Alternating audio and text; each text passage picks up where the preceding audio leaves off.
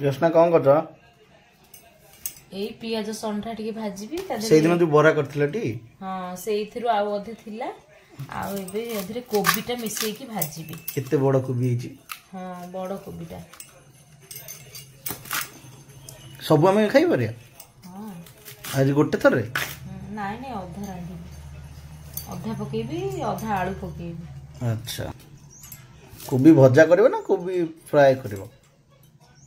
नाइ भजा करियो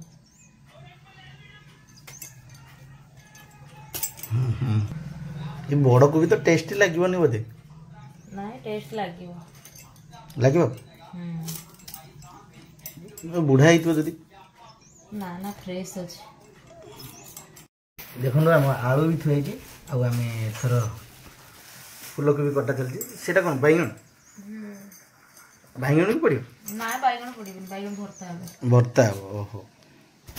हां मिक्स करके भाजियो ना कोन नाइ नाइ अलग अलग टी ओहो आपण माने देखि पारथबे हमर एतो तेल पड़ गई सोरिष फुटण पड़ गई लंका सुखला लंका भी पकई करिए आ बर्तमान कोबी भजा होउची आ कोबी भजाटा बहुत टेस्टी लगे कहीं सब मसला मसली पकई सारा पर आप 15-20 मिनट ताको घोड़े रखिए पूरा फ्रेश लगे आ तार बांफरे भी हम बर्तमान आम कौन करिया तेल बसैबा टमाट चटपट करिया टमाट पड़ला आम टमाट टे भजा हे आ बैगण को भी टे 4 फाड़ 6 फाड़ करके भी तेल भाजी करिया लुण टे देवा स्वाद अनुसार लुण दिहब ताकू भी आम टे एपट सेपट कर भी घोड़े देवा 10 मिनट आपण मैंने देखिपे मूला को आम 3-4टा मूला नहीं ग्रेट कर दीचु आ बर्तमान ताकू चिपुड़ा जीव आ चिपुड़ा गला कौन सबू पानीटा बाहर जाव से पानी को भी आप रखिपारे